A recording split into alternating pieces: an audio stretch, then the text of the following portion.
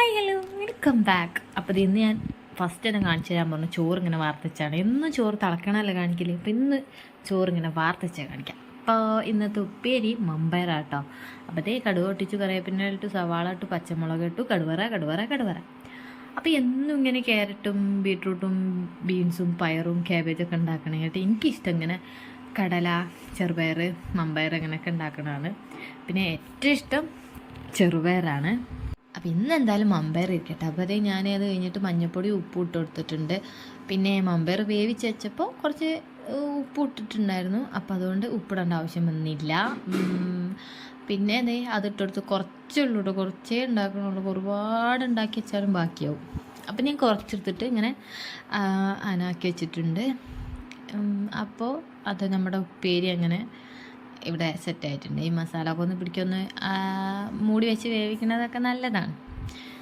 അപ്പോൾ നമ്മൾ ഉപ്പേരി ഇവിടെ സെറ്റ്. പിന്നെ ഞാൻ കറി ആയിട്ട് ഉണ്ടാക്കിയിരുന്നത് അയിലക്കറി കേട്ടോ, അയില മുളകിട്ട കറി. അപ്പോൾ അതിന് വേണ്ടിയിട്ട് ഞാൻ വെളിച്ചെണ്ണ വെച്ചു, ഉലുവ പൊട്ടിച്ചു. പിന്നെ ഇതിൽ ഇച്ചിരി വെളിച്ചെണ്ണ കൂടിയിട്ടുണ്ടാവും, അത് മസാല ഇടുമ്പോൾ കരിഞ്ഞു പോകണ്ട വെച്ചിട്ട് ഞാനങ്ങനെ ഇച്ചിരി വെളിച്ചെണ്ണ ഉണ്ടാക്കണം. പിന്നെ എന്നും നമ്മളിവിടെ മീൻകറി അല്ലല്ലോ ഉണ്ടാക്കണത്. അപ്പോൾ അതുകൊണ്ട് പിന്നെ അതൊന്നും നിങ്ങൾ നോക്കണ്ട. അപ്പം ഞാൻ ആ ഉലുവ പൊട്ടിക്കഴിഞ്ഞാൽ സവാള ഇട്ടെടുത്തു, കറിവേപ്പിൻ്റെ എല്ലാം ഇട്ടെടുത്തു. പിന്നെ അത് കഴിഞ്ഞിട്ട് നമ്മളെ എന്താ ഇപ്പം പറയുക, പറയാനും കിട്ടണില്ല റബ്ബേ, തക്കാളി, പച്ചമുളക്, ഇഞ്ചി, വെളുത്തുള്ളിയൊക്കെ ചതച്ചത് ഇട്ട് കൊടുക്കുന്നുണ്ട് കേട്ടോ. എന്നിട്ട് അതൊന്ന് മൂടി വെച്ച് നല്ലൊരു പേസ്റ്റാക്കി എടുക്കാം. അപ്പോഴേ അതിൻ്റെ ഒരു ഇത് കിട്ടുള്ളൂ. അത് കഴിഞ്ഞിട്ട് നമ്മളതിലേക്ക് മസാല ഇട്ട് കൊടുക്കണം. മഞ്ഞൾപ്പൊടി, മുളക് പൊടി, പിന്നെന്താ മല്ലിപ്പൊടി, ഉപ്പ് ഒക്കെ ഇട്ട് കൊടുക്കുക. എന്നിട്ട് അതൊന്ന് മൂടി വെച്ച് വേവിച്ച് കൊടുക്കുക. അപ്പോൾ അതിൻ്റെ പച്ചമണമൊക്കെ ഒന്ന് മാറി കരിയാണ്ട് കിട്ടും കേട്ടോ. ഇത്തിരി ഞാൻ വെളിച്ചെണ്ണ ഒഴിച്ചതുകൊണ്ട് ഞാൻ പറഞ്ഞതാണ്.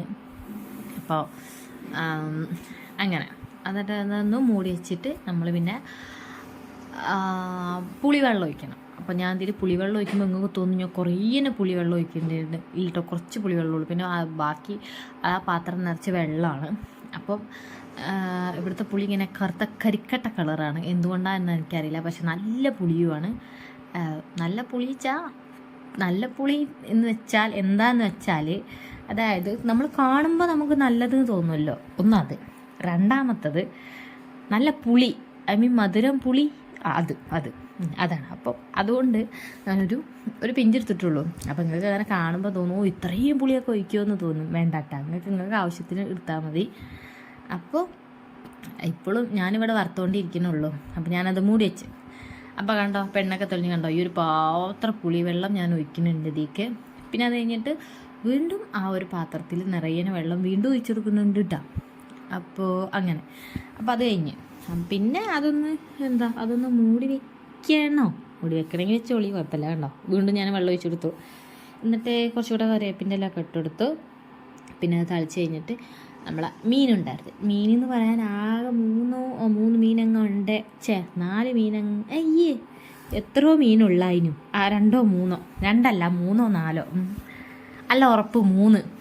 അപ്പോൾ അതിന്ന് ഞാനങ്ങനെ 3 തലെടുത്തു. പിന്നെ ഒരു മീനെടുത്തിട്ട് 2-3 കഷ്ണങ്ങൾ കൊടുത്തു. അപ്പോൾ അതാണ് നമ്മളെ മീൻ കറിയിൽ ആകെ 4-5 മീനുള്ളൂ. എണ്ണി തപ്പി എടുക്കേണ്ടി വരും.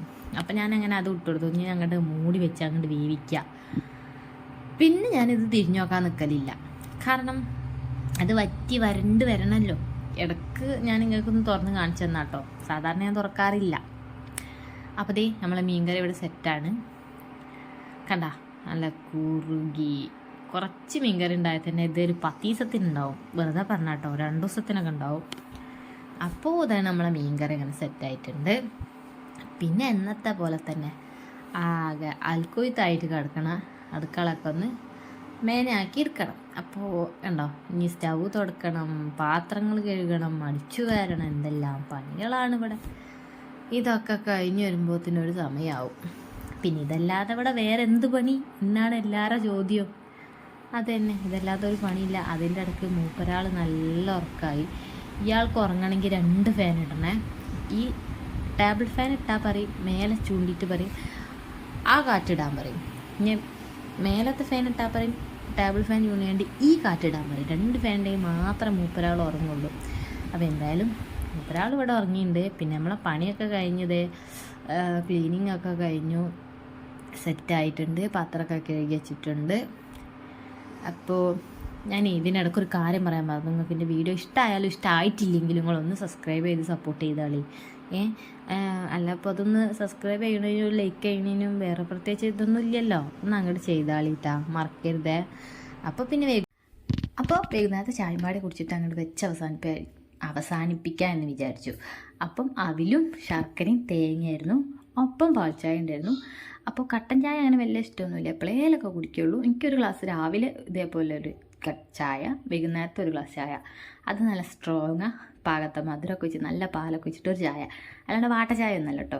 അപ്പം അങ്ങനെ ഈ തേങ്ങ ശർക്കര ഇല്ലെങ്കിൽ ഞാൻ പാൽ ചായയിൽ അവിലിട്ട് കുടിച്ചു. അപ്പം എൻ്റെ അമ്മനോട് പറയും, എനിക്ക് പ്രാന്താണ്, ആരെങ്കിലും പാൽ ചായയിൽ അവിലിട്ട് കുടിക്കുമെന്ന്.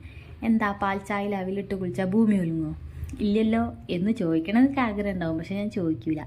വെറുതെ അടി കൊടുത്ത് പടി വാങ്ങണ്ടല്ലോ, പടി കൊടുത്ത് അടി വാങ്ങണ്ടല്ലോ. അപ്പം അങ്ങനെ ആ ചായ വെച്ചാൽ അത് മിക്സാക്കി ഞങ്ങളങ്ങനെ ചായയൊക്കെ കുടിച്ചു. അപ്പം ഞാൻ നേരത്തെ പറഞ്ഞ പോലെ ഇഷ്ടമായാലും ശരി ഇഷ്ടമായിട്ടില്ലെങ്കിലും ശരി ഒന്ന് സബ്സ്ക്രൈബ് ചെയ്ത് ഒന്ന് ലൈക്ക് അടിച്ചുകൊണ്ടൊന്ന് നോക്കി കാണി. അപ്പോൾ ഞങ്ങൾ ചായ കുടിക്കട്ടെ. അപ്പോൾ ഇന്നത്തെ വിശേഷം ഇത്രേ ഉള്ളൂ. നാളെ കാണാം. അതുവരെ tata bye bye, see U.